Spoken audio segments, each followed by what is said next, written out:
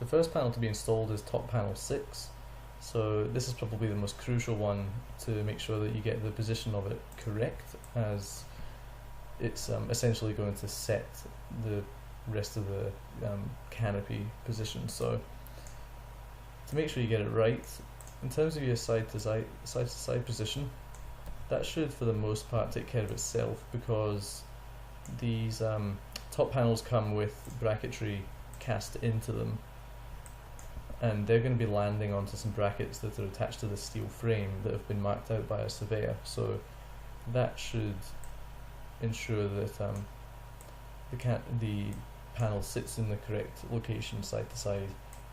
There is some packing tolerance in there, so to make sure that you get the height right, the first thing to look for, I think, would be, if you refer to this panel that sits just above the canopy, that will be an Alucobond panel that should already be installed in this section of the building prior to our arrival.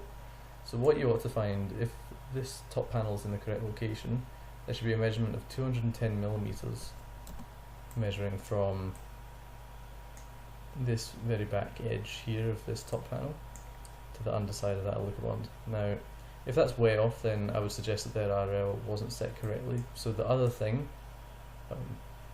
just to be aware of, is that there is only a 12mm gap between the underside of our roof panel and the top of the steel as designed. So I wouldn't be surprised if in some locations you're actually touching that steel a little, depending on which way the tolerance went. So, you know, that's also going to ensure that you're in approximately the correct location regardless.